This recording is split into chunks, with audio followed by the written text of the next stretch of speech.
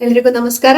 ನಾನು doctor Bhavana KG. ಹಿಂದಿನ ವಿಡಿಯೋದಲ್ಲಿ ನಾವು ಆಯುರ್ವೇದದ ಇಂಟ್ರೊಡಕ್ಷನ್ ಬಗ್ಗೆ ತಿಳ್ಕೊಂಡ್ವಿ. ಆಯುರ್ವೇದ ಅಂದ್ರೆ ಏನು, ಅದು ಎಲ್ಲಿಂದ ಬಂತು, ಅದರಲ್ಲಿ ಏನೇನಿದೆ ಅನ್ನೋದನ್ನ ತಿಳ್ಕೊಂಡ್ವಿ. ನಾನು ಅಲ್ಲಿ ಹೇಳಿದ ಹಾಗೆ ದೋಷಗಳ ಬಗ್ಗೆ ನಾನು ಈ ವಿಡಿಯೋದಲ್ಲಿ ತಿಳಿಸ್ಕೊಡ್ತೀನಿ. ಏನು ದೋಷಗಳು ಅಂದ್ರೆ ಯಾವುದು ನಮ್ಮ ದೇಹವನ್ನ ಕಾಪಾಡ್ತವೆ, ಯಾವುದರ ಹಾನಿ ನಮ್ಮ ಆರೋಗ್ಯವನ್ನ ಹಾಳು ಮಾಡ್ತದೆ, ಅಂತದನ್ನ ನಾವು ದೋಷಗಳು ಅಂತ ಕರಿತೀವಿ. ಯಾವುದು ಈ ದೋಷಗಳು? ಶಾರೀರಿಕ ದೋಷಗಳು ಅಂತ ಅಂದ್ರೆ ವಾತ, ಪಿತ್ತ ಮತ್ತು ಕಫ. ಮಾನಸಿಕ ದೋಷಗಳು ಅಂದ್ರೆ ರಜಸ್ಸು ಮತ್ತು ತಮಸ್ಸು. ಇವುಗಳನ್ನ ನಾವು ದೋಷಗಳು ಅಂತ ಕರಿತೀವಿ. ಈ ವಿಡಿಯೋದಲ್ಲಿ ನಾವು ವಾತದೋಷದ ಬಗ್ಗೆ ತಿಳ್ಕೊಳ್ಳೋಣ. ಏನು ವಾತದೋಷ ಅಂತ ಅಂದ್ರೆ, ನಾವು ಯಾಕೆ ಈ ದೋಷಗಳ ತಿಳ್ಕೋಬೇಕು, ದೋಷಗಳ ಬಗ್ಗೆ ತಿಳ್ಕೋಬೇಕು ಅಂತ ಅನ್ನೋದ್ರ ಬಗ್ಗೆ ನಾನು 2 ಮಾತು ಹೇಳಕ್ ಇಷ್ಟಪಡ್ತೀನಿ.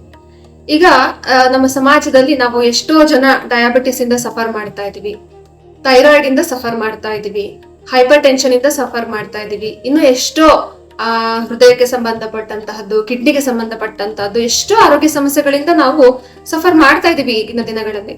ಆದ್ರೆ ಒಂದಷ್ಟು ವಿಷಯಗಳನ್ನ ನಾವು ಕಲ್ತ್ಕೊಂಡಿದೀವಿ. ಈಗ ನನ್ನ ಶುಗರ್ ವ್ಯಾಲ್ಯೂ ಎಷ್ಟಿದ್ರೆ ನಾರ್ಮಲ್, ನನ್ನ BP ಎಷ್ಟಿದ್ರೆ ಸರಿ ಇದೆ, ನನ್ನ ಥೈರಾಯ್ಡ್ ಯಾವಾಗ ಪರೀಕ್ಷೆ ಮಾಡಿಸ್ಬೇಕು, ಅದು ಎಷ್ಟಿದ್ರೆ ಸರಿ, ಇದನ್ನೆಲ್ಲ ನಾವು ಒಂದಿಷ್ಟು ಬೇಸಿಕ್ಸ್ ಅನ್ನ ಮನೆಯಲ್ಲಿ ನೋಡ್ಕೊಳ್ಳೋದನ್ನ ಕಲ್ತಿದ್ದೇವೆ ಅಲ್ವಾ. ಶುಗರ್ ಕಡಿಮೆ ಆದಾಗ ಏನ್ ಮಾಡ್ಬೇಕು, ಜಾಸ್ತಿ ಆದಾಗ ಏನ್ ಮಾಡ್ಬೇಕು, ಇದೆಲ್ಲ ನಾವು ಹೇಗೆ ಕಲ್ತ್ಕೊಂಡಿದ್ದೇವೋ ಹಾಗೆ ನಮ್ಮ ದೇಹದ ಪ್ಯಾರಾಮೀಟರ್ಸ್, ವಾತ ಪಿತ್ತ ಕಫಗಳು ಕೂಡ ನಮ್ಮ ದೇಹದ ಒಂದು ಪ್ಯಾರಾಮೀಟರ್ಸ್. ಅದು ಸರಿಯಾಗಿದ್ದಾಗ ಹೇಗೆ ಕೆಲಸ ಮಾಡುತ್ತೆ, ಅದು ಕಡಿಮೆ ಆಗಿದೆ ಜಾಸ್ತಿ ಆದಾಗ ನಮ್ಮ ದೇಹದಲ್ಲಿ ಸಿಂಪ್ಟಮ್ಸ್ ಹೇಗಿರುತ್ತೆ, ಇದನ್ನ ನಾವು ಕಲ್ತ್ಕೊಳ್ಳೋದ್ರಿಂದ ಎಷ್ಟೋ ಬಾರಿ ನಾವು ವೈದ್ಯರ ತನಕ ಹೋಗೋದನ್ನ ತಪ್ಪಿಸ್ಕೊಳ್ಬಹುದು, ಅಥವಾ ದೊಡ್ಡ ಸಮಸ್ಯೆಗಳನ್ನ ಚಿಕ್ಕ ಒಂದು ಪರಿಹಾರದಿಂದ ಸರಿ ಮಾಡ್ಕೋಬಹುದು. ಹಾಗಾಗಿ ನಾವು ವಾತ ಪಿತ್ತ ಮತ್ತು ಕಫಗಳ ಬಗ್ಗೆ ತಿಳ್ಕೊಂಡಿರ್ಬೇಕಾಗತ್ತೆ. ಈಗ ಮೊದಲನೇದಾಗಿ ವಾತದೋಷದ ಬಗ್ಗೆ ತಿಳ್ಕೊಳ್ಳೋಣ.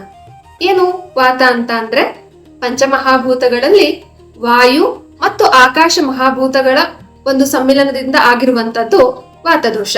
ವಾಗತಿ ಗಂಧನಯೋಹೋ, ಯಾವುದು ಚಲನೆಗೆ ಗಂಧವನ್ನ ತಿಳ್ಕೊಳ್ಳಿಕ್ಕೆ ಬೇಕೋ ಅದನ್ನ ನಾವು ವಾತ ಅಂತ ಕರಿತೀವಿ. ಒಂದು ಸುಂದರವಾದ ಶ್ಲೋಕ ಇದೆ. ಪಿತ್ತಂ ಪಂಗು ಕಫಂ ಪಂಗು ಪಂಗವೋ ಮಲದಾತವಃ ವಾಯುನಾ ಯತ್ರ ನೀಯಂತೆ ತತ್ರ ಗಚ್ಚಂತಿ ಮೇಘವತ್. ಪಿತ್ತ ಓಡಾಡ್ಲಿಕ್ಕಾಗಲ್ಲ, ಅದಕ್ಕೆ ಕೈಕಾಲಿಲ್ಲ. ಕಫ ಓಡಾಡ್ಲಿಕ್ಕಾಗಲ್ಲ, ನಮ್ಮ ದೇಹದ ಮಲಗಳಿರ್ಬೋದು, ಧಾತುಗಳು ಇರ್ಬೋದು, ಯಾವುದಕ್ಕೂ ಸ್ವತಂತ್ರವಾಗಿ ಚಲಿಸ್ಲಿಕ್ಕಾಗೋದಿಲ್ಲ. ಏನು ಧಾತುಗಳು ಅಂತ ಅಂದ್ರೆ, ರಸ, ರಕ್ತ, ಮಾಂಸ, ಮೇದ, ಅಸ್ಥಿ, ಮಜ್ಜ, ಶುಕ್ರ, ಈ ಸಪ್ತ ಧಾತುಗಳು ನಮ್ಮ ದೇಹವನ್ನ ಮಾಡಿರುವಂತದ್ದು. ಈ ಸಪ್ತ ಧಾತುಗಳಿಂದಲೇ ನಮ್ಮ ದೇಹ ಆಗಿರುವಂತದ್ದು. ಈ ಸಪ್ತ ಧಾತುಗಳ ಯಾವುದೇ ಒಂದು ಚಲನೆಗೆ, ಯಾವುದೇ ಒಂದು ಕ್ರಿಯೆ ನಡೆಸಲಿಕ್ಕೆ ಮೂಲವಾಗಿ ಬೇಕಾಗಿರುವಂತಹದ್ದು ವಾತ. ಅದನ್ನ ಹೇಗೆ ಕಂಪೇರ್ ಮಾಡ್ತಾರೆ ಅಂತಂದ್ರೆ, ಯಾವ ರೀತಿ ಒಂದು ಮೋಡ ಚಲಿಸ್ಲಿಕ್ಕೆ ಗಾಳಿ ಬೇಕೋ ಅದೇ ರೀತಿ ನಮ್ಮ ದೇಹದಲ್ಲಿ ಒಂದು ಸಣ್ಣ ಸಂಚಲನ ಚಲನೆ ಆಗ್ಲಿಕ್ಕೆ ವಾತ ಬೇಕು. ಅಷ್ಟು ಇಂಪಾರ್ಟೆಂಟ್ ಅನ್ನೋದು ಈ ಶ್ಲೋಕ ಹೇಳುತ್ತೆ. ಸೊ ಈ ವಾತ ನಮ್ಮ ದೇಹದಲ್ಲಿ ಏನೇನ್ ಕೆಲಸಗಳನ್ನ ಮಾಡುತ್ತೆ, ಅದರ ಜಾಗ ಯಾವುದು, ಅದು ಹಾಳಾದಾಗ ಏನಾಗತ್ತೆ, ಅದನ್ನ ಸರಿ ಮಾಡ್ಕೊಳ್ಳೋದು ಹೇಗೆ, ಇದನ್ನೆಲ್ಲ ಒಂದೊಂದಾಗಿ ನೋಡ್ತಾ ಹೋಗೋಣ. ಮೊದಲನೇದಾಗಿ ವಾತ ನಮ್ಮ ದೇಹದಲ್ಲಿ ಏನೇನು ಕೆಲಸ ಮಾಡುತ್ತೆ ಅನ್ನೋದಕ್ಕೆ ಕೆಲವಷ್ಟು ಉದಾಹರಣೆಗಳನ್ನ ಕೊಡ್ತೀನಿ. ನಮ್ಮ ದೇಹದಲ್ಲಿ ಯಾವುದೇ ಒಂದು ಸಣ್ಣ ಚಲನೆ ಆಗ್ಲಿಕ್ಕೆ ಕೂಡ ವಾತ ಬೇಕು. ಉಸಿರಾಟಕ್ಕೆ ವಾತ ಬೇಕು, ಉಸಿರಾಟದ ಉಚ್ಛ್ವಾಸ ನಿಶ್ವಾಸಗಳಿಗೆ ವಾತ ಬೇಕು, ಹೃದಯದ ಕೆಲಸಕ್ಕೆ ವಾತ ಬೇಕು, ಮತ್ತೆ ನಮ್ಮ ಇಂದ್ರಿಯಗಳ ಎಲ್ಲ ಸ್ಪಂದನೆ ಸಿಕ್ಲಿಕ್ಕೆ ವಾತ ಬೇಕು, ನಮ್ಮ ಕರುಳಿನ ಚಲನೆಗೆ, ನಮ್ಮ ಮಲ ಮೂತ್ರ ವಿಸರ್ಜನೆಗೆ ವಾತ ಬೇಕು. ಸೊ ಮತ್ತು ಎಲ್ಲ ನಮ್ಮ ದೇಹದ ಧಾತುಗಳೇನಿದೆ ಅವೆಲ್ಲವುಗಳ ಕ್ರಿಯೆ ನಡಿಲಿಕ್ಕೆ ವಾತ ಬೇಕು. ಹೀಗೆ ಹೇಳ್ತಾ ಹೋದ್ರೆ ಬಹಳಷ್ಟಿದೆ. ಇದು ಕೆಲವು ಉದಾಹರಣೆಗಳು. ನಮ್ಮ ಮನಸ್ಸಿನ ಸರಿಯಾದ ಕ್ರಿಯೆಗೆ, ನಮ್ಮ ಬುದ್ಧಿಯ ಸರಿಯಾದ ಕೆಲಸ ನಿರ್ವಹಣೆಗೆ ವಾತ ಬೇಕು. ಇದೆಲ್ಲದೂ ಕೂಡ ವಾತದ ಸಹಜವಾದ ಕಾರ್ಯಗಳು. ಸೊ ಈ ವಾತದ ಸ್ಥಾನ ಯಾವುದು ನಮ್ಮ ದೇಹದಲ್ಲಿ ಅಂತ ಕೇಳಿದ್ರೆ, ನಮ್ಮ ದೇಹದ ಎಲ್ಲ ಭಾಗಗಳಲ್ಲೂ ವಾತ ಇದೆ. ಆದ್ರೆ ಸೊಂಟದಿಂದ ಕೆಳ ಭಾಗದಲ್ಲಿ ಹೊಟ್ಟೆ, ಕರುಳು, ಕಾಲುಗಳು, ತೊಡೆ, ಪಾದ, ಈ ಜಾಗ ವಾತದ ಸ್ಥಾನ ಅಂತ ನಾವು ಕರಿತೇವೆ. ನಮ್ಮ ದೇಹದಲ್ಲಿ ಒಟ್ಟು 5 ರೀತಿಯ ವಾತಗಳಿದೆ. ಪ್ರಾಣ, ಉದಾನ, ಸಮಾನ, ವ್ಯಾನ ಮತ್ತು ಅಪಾನ. ಈ 5 ವಾತಗಳಿಗೆ ತಮ್ಮದೇ ಆದಂತಹ ಕೆಲಸ ಕಾರ್ಯಗಳು ನಮ್ಮ ದೇಹದಲ್ಲಿ ಇದೆ. ಅದನ್ನು ನಾನು ಡೀಟೇಲ್ ಆಗಿ ಈಗ ಹೇಳಲಿಕ್ಕೆ ಹೋಗೋದಿಲ್ಲ.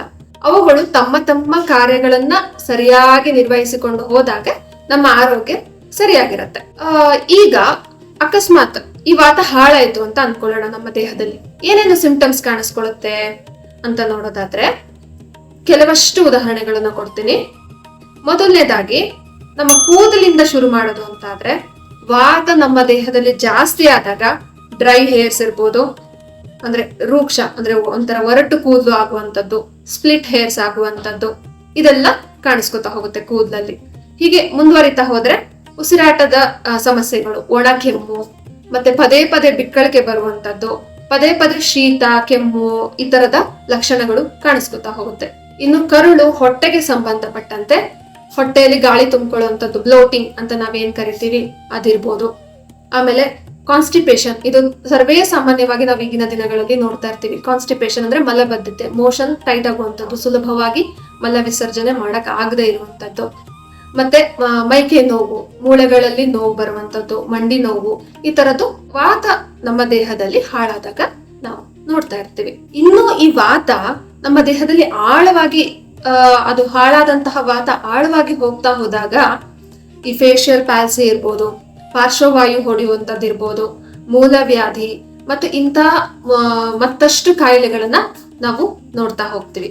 ಹೇಗೆ ಈ ವಾತನ ಸರಿ ಮಾಡ್ಕೊಳ್ಳೋದು ಅನ್ನೋಕ್ಕಿಂತ ಮುಂಚೆ ಈ ವಾತ ಹಾಳಾಗೋದಕ್ಕೆ ಕಾರಣಗಳು ಯಾವುದು ಅನ್ನೋದನ್ನ ನೋಡ್ತಾ ಹೋಗೋಣ. ಈ ವಾತ ಹಾಳಾಗಕ್ಕೆ ಕಾರಣಗಳು ಏನು ಅನ್ನೋದನ್ನ ನಾವು 3 ಭಾಗಗಳಾಗಿ ವಿಂಗಡಣೆ ಮಾಡ್ಕೊಳ್ಳೋಣ. ಮೊದಲನೇದಾಗಿ ಆಹಾರದ ಕಾರಣಗಳು, ಎರಡನೇದಾಗಿ ವಿಹಾರದ ಕಾರಣಗಳು, ಮೂರನೇದಾಗಿ ಮಾನಸಿಕ ಕಾರಣಗಳು. ಸೊ ಈ 3 ಕಾರಣಗಳಿಂದ ನಮ್ಮ ದೇಹದಲ್ಲಿ ವಾತ ಹಾಳಾಗ್ತಾ ಹೋಗುತ್ತೆ. ಮೊದಲನೇದಾಗಿ ಆಹಾರದ ಕಾರಣಗಳು.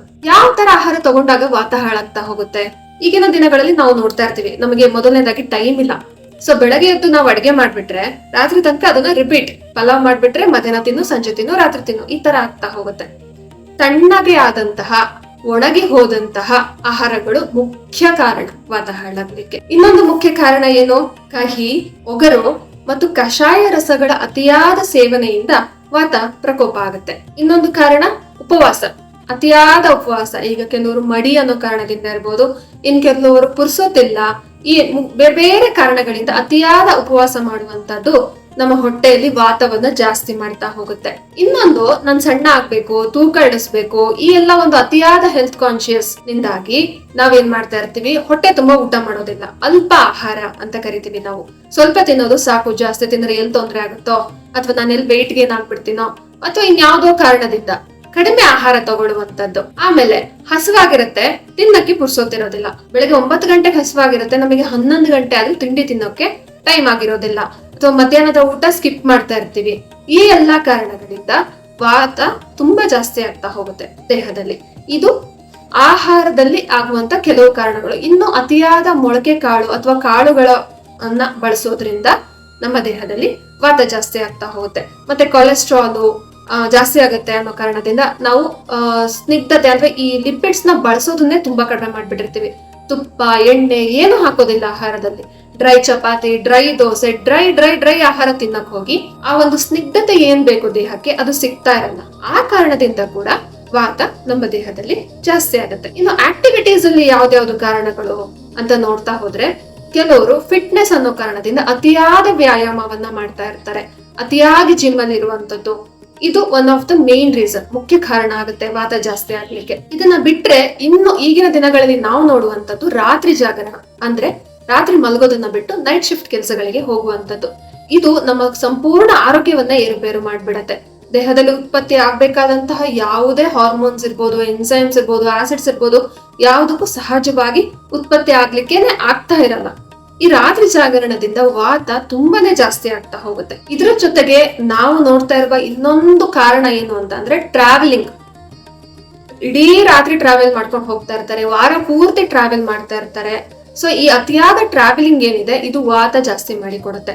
ಇನ್ನೊಂದು, ಪದೇ ಪದೇ ಅನಾರೋಗ್ಯದಿಂದ ಬಳಲುವಂಥದ್ದು, ಇದು ವಾತವನ್ನ ಜಾಸ್ತಿ ಮಾಡಿಕೊಡುತ್ತೆ. ಇನ್ನೊಂದು, ವೇಗ ಧಾರಣ, ಮಲ, ಮೂತ್ರ ಇತ್ಯಾದಿ ಸೆನ್ಸೇಷನ್, ನಮಗೆ ಹೋಗ್ಬೇಕು ಅನ್ನೋ ಅರ್ಜಿ ಏನಿದೆ ಅದನ್ನ ಒತ್ತಡದಿಂದ, ಕೆಲಸದ ಒತ್ತಡದಿಂದ ಅಥವಾ ಇನ್ಯಾವುದೋ ಕಾರಣಗಳಿಂದ ಟ್ರಾವೆಲಿಂಗ್ ಮಾಡುವಾಗ ನಾವು ಧಾರಣೆ ಮಾಡ್ತೀವಿ, ಅಂದ್ರೆ ತಡ್ಕೋತೀವಿ. ಇದರಿಂದ ಏನಾಗುತ್ತೆ, ವಾತ ಜಾಸ್ತಿ ಆಗ್ತಾ ಹೋಗುತ್ತೆ. ಇದು ಕೆಲವು ವಿಹಾರದ ಕಾರಣಗಳು.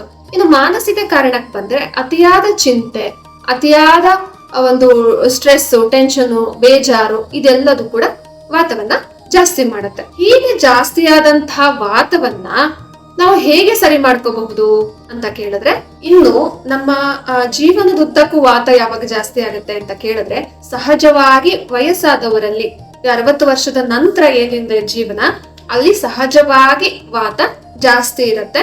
ವಾತ ಸಂಬಂಧಿ ಕಾಯಿಲೆಗಳು ಕೂಡ ಅವರಲ್ಲಿ ಜಾಸ್ತಿಯಾಗಿ ಕಾಣಿಸ್ಕೊತಾ ಇರುತ್ತೆ. ಸೊ ಹೀಗೆ ಜಾಸ್ತಿ ಆಗುವಂತಹ ವಾತವನ್ನ ನಾವು ಹೇಗೆ ಕಂಟ್ರೋಲ್ ಮಾಡ್ಕೊಳ್ಳೋದು, ದಿನಚರಿಯಲ್ಲಿ ನಾವು ಹೇಗೆ ಸರಿ ಮಾಡ್ಕೋಬಹುದು, ಮನೆಯಲ್ಲಿ ನಾವು ಹೇಗೆ ಚಿಕಿತ್ಸೆ ಮಾಡ್ಕೋಬಹುದು, ಇದೆಲ್ಲವನ್ನ ನಾನು ಹೇಳ್ತಾ ಹೋಗ್ತೀನಿ.